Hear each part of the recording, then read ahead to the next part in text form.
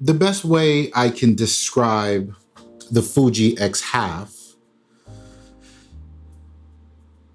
is you have your professional workhorse. This camera makes you a lot of money, runs your business. It does the thing you need it to do very well. You have your I love photography camera.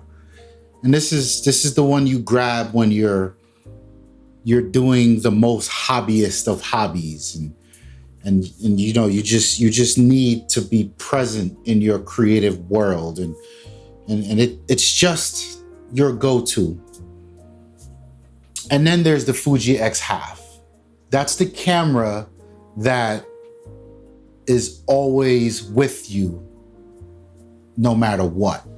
There's a lot to like about the Fuji X-Half, and for sure, I think one of the things Fuji nailed right away is the design, right? And if you think about compact cameras, these I don't know, compact and pocketable, and there's all these genres that are very blurred to me, and I don't really know what is what anymore. But I'm looking at something like a Ricoh GR. I'm looking at something like the RX 100 line from Sony. What was it? The Panasonic GX80, I believe it was.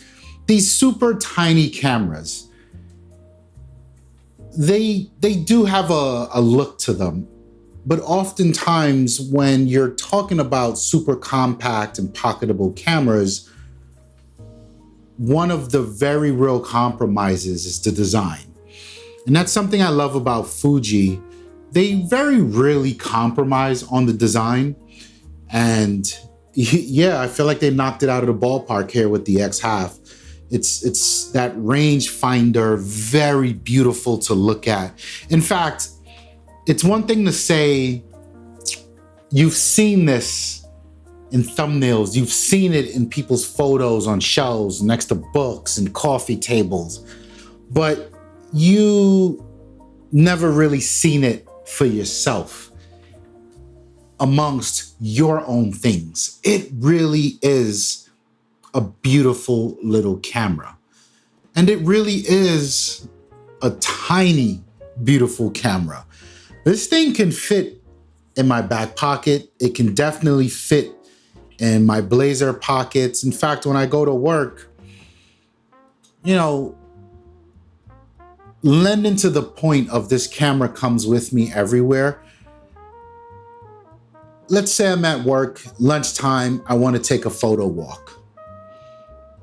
I'm going to have my X-T2 with me, and that's okay. We're going to do some street work in a matter of 45 minutes. It's totally fine. Still, the Fuji X-Half comes with me. It's small enough where it sticks in a pocket and it doesn't weigh me down any. Same scenario, I'm at work. I'm not out for a photo walk. I'm just going to grab something to eat. I'm going to walk a block or two to pick something up, come back. The X-Half comes with me. I'm driving to work. I'm driving out. I'm walking the dog. I'm walking with the family. The X-Half comes with me.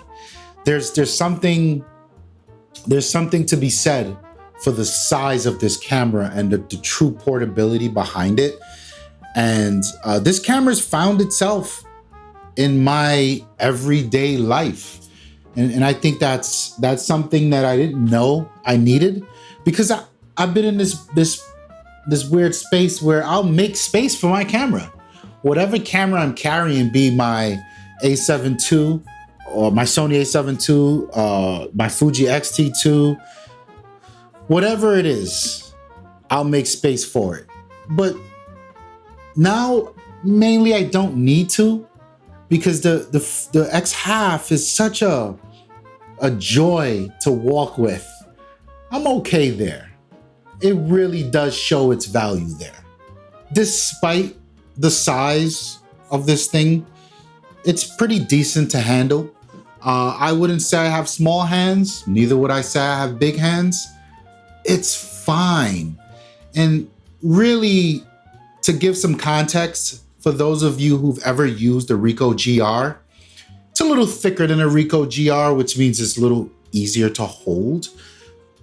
But I love handling this thing. And in fact, it's in the name, right? That X-Half is an homage to the olden days where you would have these, what is it, the half film or whatever they call it. So it would shoot half of an exposure, resulting in this vertical, the default stance of this camera is a vertical image. I don't mind it. I don't mind it. In terms of handling, the only thing I really had to get used to is holding the camera in a landscape orientation yields a vertical image, which is unlike any other camera I've used. So if I want to get a landscape photo, I then have to hold the camera vertically. Took me all of 2 or 3 days to get used to, and now I'm a happy camper. I could go on and on about the specs, but I really think this camera, a lot about this camera comes down to where you are in your photography journey, where you are with your experience with your photography gear, your cameras, your purpose for creating. For instance, I've been in the portrait world now for a few months, and I've had to recalibrate my eye to see vertically. And that lends nicely to the default mode and how you handle this camera. And I can, in all honesty, tell you, if it weren't for that rigorous training that I've been doing in studio and becoming a portrait photographer, I may not have connected with this camera the way I do. I may have found this default orientation of holding it in a landscape, and handling it in a landscape mode, but actually shooting vertical. I may have found that too trippy and quite annoying. The last 2 or so years, I've been in this world where I don't want to edit photos. Even in my professional portrait work, my editing is very minimal. And I don't even want to do that there.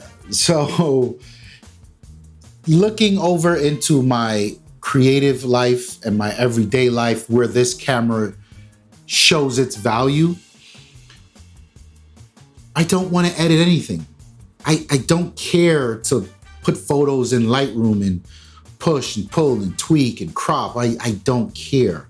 And what makes that special is this camera is littered with Fuji goodness, and I'm talking their film simulations, and that's more than enough for me. And had I not been in that mindset of these photos are coming straight off the camera, straight off the sensor, I may not have connected with this camera the way I do. And then there's my Nikon F2, my first film camera, my first experience to film photography. Wow, what a trippy experience. Shooting film is a reminder to myself that you don't know it all. So you hear people say, "Oh man, you never really did photography until you shoot film," right? I'm almost a decade in this craft, and thousands of dollars in gear and camera and lenses. What do you mean I've never done this, right? There's something to that. There's something to that. There's something to putting a roll of film in a camera, having that limited experience of however many shots, 24, 36, whatever, and the patience it takes to think about your composition, the shot you want, why you want it, the purpose behind it, the intent that drives it, capture it, and then wait till whenever you get that roll developed. And the high you get from it is that physical photo, tangible item, something you can feel. You can tilt on an angle and look, and you can pass to someone else. And you can walk past it every day and see it in a frame and go, ooh, that's my work. Had I not had that experience with film, I may not have had the opportunity to develop the affinity I have to the Fuji X-Half the way I do. What I'm getting at here is, I think let's separate this. I wanted to say as photographers, but really what I mean is as enthusiasts, because I think those two are parallel but quite different. We need to continue to remind ourselves not every product is for us.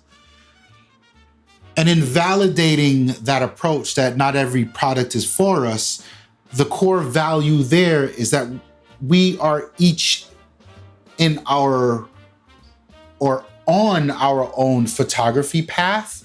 And on our own path, we are in different spaces at any one time. And those three examples I just gave you paint a picture to why I love this Fuji X-Half.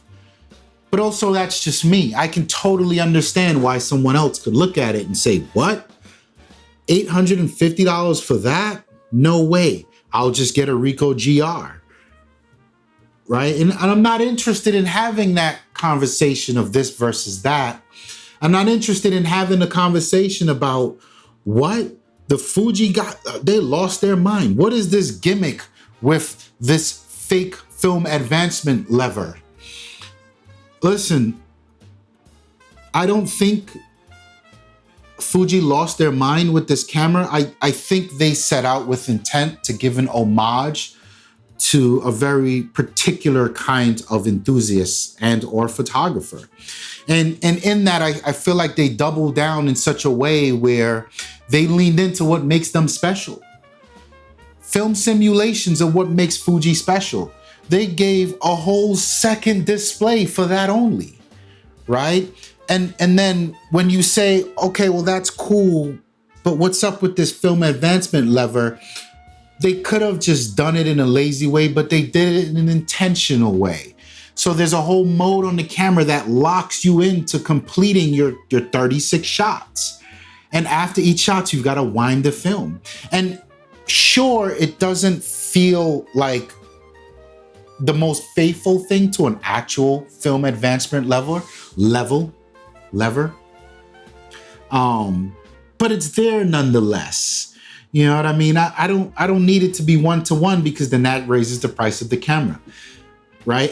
And let's not even get to the price of the camera. Maybe this thing doesn't even get off the boardroom because they say, well, if you can't figure out how to give it enough feedback, it's dead in the water. And we wouldn't have such a beautiful thing, such a beautiful experience today, right? And then you look at the EVF. It's not an EVF. It's just a piece of glass to help you compose your shot.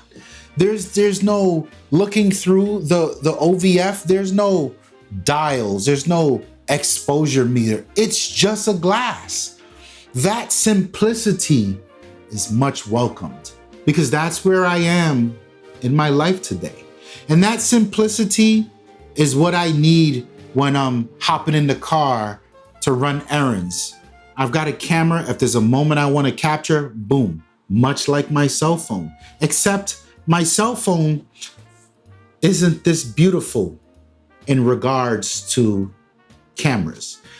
My cell phone doesn't have the Fujifilm simulations.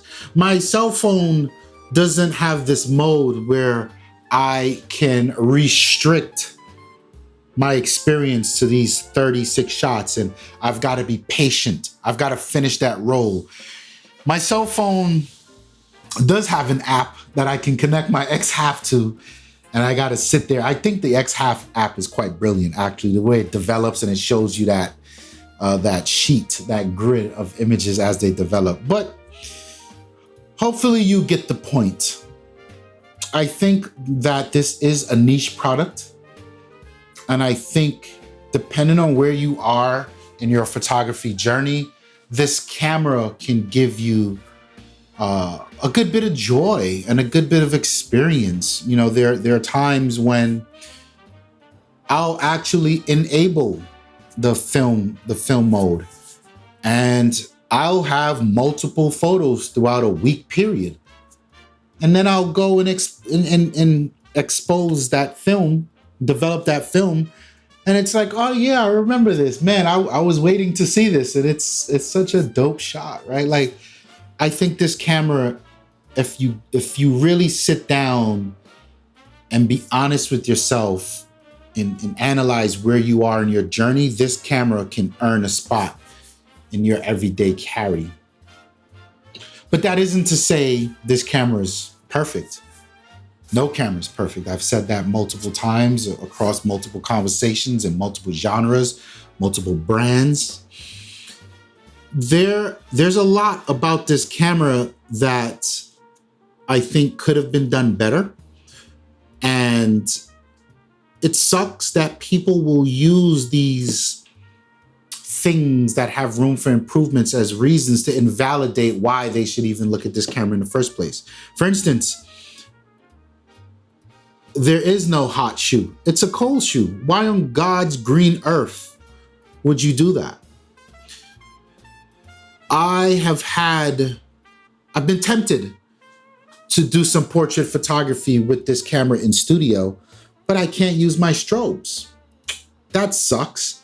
I have a little compact speed light that I roll around with, and it's got some wireless stuff to it, and you know, I can angle it up, I can move, I can reposition the flash, I can do all these things with a flash.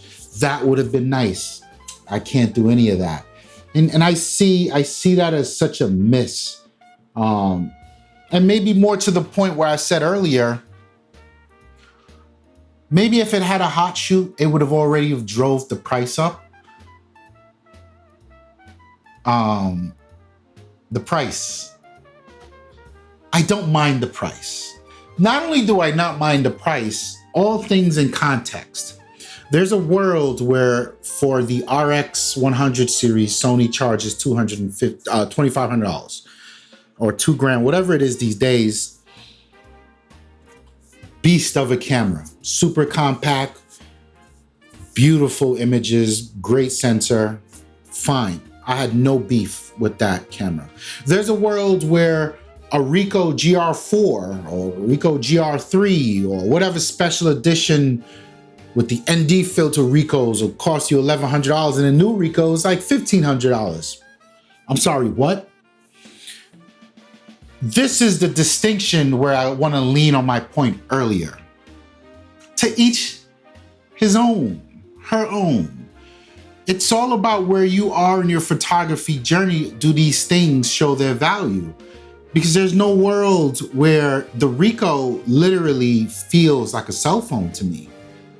I'm not paying you $1,500 for that, but I see how some might. I see why some might. But if our Ricoh brethren can tell me that it's worth 15, you can't tell me this is not worth $850. The shutter. Oof. I despise leaf shutters. I didn't like it on the X100 6, and I don't like it here. But again, the experience of this camera far outweighs the 3 negatives that I view as negatives to me. In total, I really enjoy the X-Half. I enjoy the gimmick.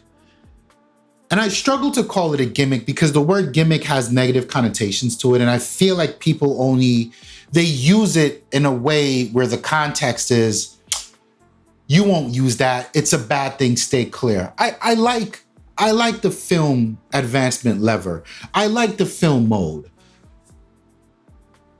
I think it's dope. And just to show you that I'm not just blowing smoke, I've had in my notes a very long time to practice the old trick of street photography where you throw a bunch of movies on your SD card and that almost fills it up. So when you go out to shoot, you're actually limited to a specific amount of shots. And that forces you to think, to approach your street photography with intention. Now, I've never actually done it because I wasn't confident enough that I could pull it off. In my mind, I'm gonna get on the street and everything's gonna be dope and I'm gonna be upset that I put my porn on my SD card to limit myself, and now I've limited myself. I'm happy that that is baked into the experience here. I'm happy that this is a beautifully designed camera that I can leave knocking about in the house, on the bookshelf. I can leave it in my bag. I can take it on the road with me to walk the dog. I can take it on date night. The Fujifilm X-Half is a dope camera. And I think it is the companion camera to every scenario that I have in my photography journey. But yeah, I would love to check the temperature with you guys. Hit the comment section down below. Tell me how you feel about the X-Half. Tell me what your thoughts are. Tell me if you've done the work to see if this thing can add value to your kit. I'm curious why or why not. My name is Ramon. Thank you so much for giving me your time. I like to say time is the most valuable resource that we have. And I do not take it lightly that you've shared yours here with me today. Like the video, subscribe to the channel. More content's always coming. Have a blessed day.